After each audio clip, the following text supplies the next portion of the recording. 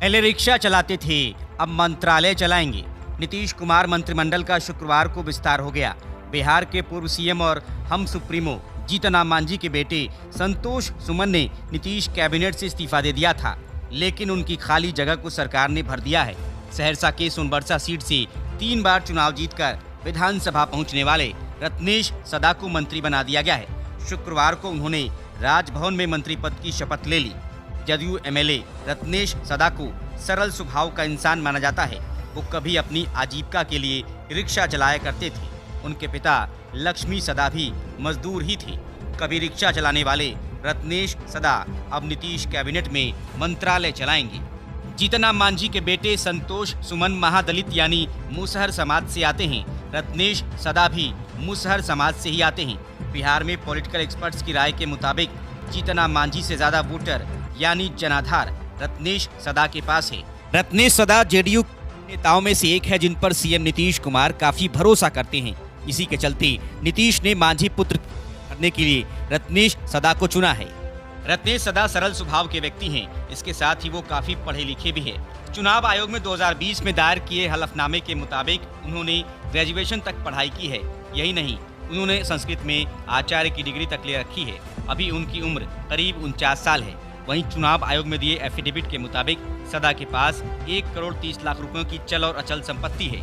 इसके अलावा खास बात है रत्नेश सदा की छवि। चुनाव आयोग में दाखिल एफिडेविट के हिसाब से रत्नेश सदा के ऊपर कोई मुकदमा नहीं है। सदा सहरसा जिले के कहरा कुट्टी वार्ड नंबर 6 के निवासी है। रत्नेश सदा के परिवार में उनकी पत्नी, 3 बेटे और 2 बेटियां हैं।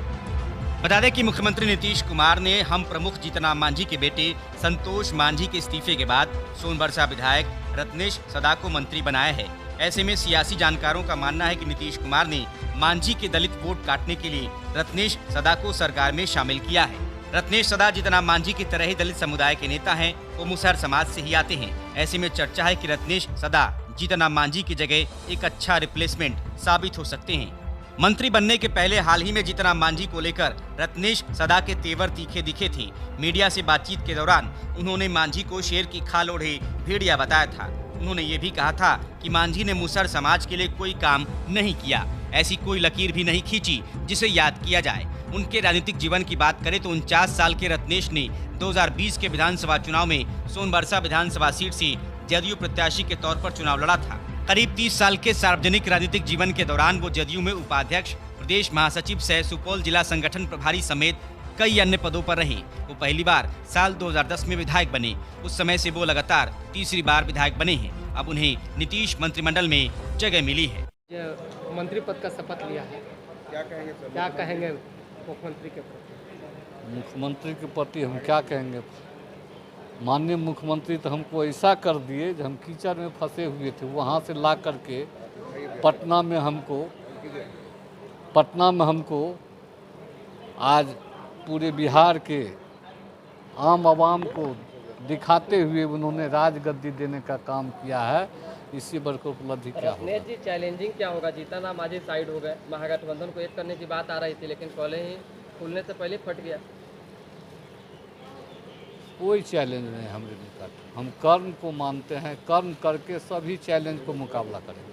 कहीं ना कहीं तो कुछ हुआ ना भाई, उनका एक समाज तो इंटैक्ट है ना मांझी के प्रति, मुख्यमंत्री भी रहे हैं।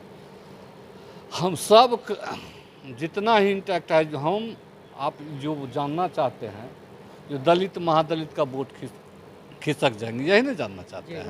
हाँ, तो एक भी महादलित के वोटर उसके साथ नहीं है। महादलित दलित का नेता आदरणीय लालू प्रसाद और आदरणीय माननीय मुख्यमंत्री नीतीश कुमार है, न कि जीतन मांझी। मंत्री बनाए गए हैं, आरोप लगने लगा है कि भाई जेडीयू जो है तोड़ मोड़ की राजनीति करती है, दबाव का राजनीति करती है। जीतन राम मांझी को मर्ज करवाना चाह रही थी। अब मांझी की तरफ से बयान आया है कि भाई दलित चेहरा को खत्म करना चाहते हैं नीतीश कुमार। क्या कहें? अगर दलित समाज को खत्म करना चाहते तो 2014 में उसको मुख्यमंत्री बना देते थोड़े। मुसहर समाज के अपमान का भी आरोप लगा रहे हैं सर मांझी जी नीतीश कुमार। अब कौन किसको अपमान कर रहा है? आप देखे होंगे, जो अपमान के बदले एक तो जुबान फिसल गया तो उसको भोज खिलाना पड़ा उस समाज को, और उसी समाज के फेरा में जा रहा है। सम्मान का सिला मिल पाया है। सम्मान का उन्होंने सिला दिया है, जो सम्मान नीतीश कुमार ने मांझी जी को दिया था। वो धोखे देने का काम किया है, सिला क्या देगा वो? आपने सोचा था सर कि मंत्री बनाया जाए? हम कभी सपने में भी नहीं सोचे थे। ठीक है, ठीक।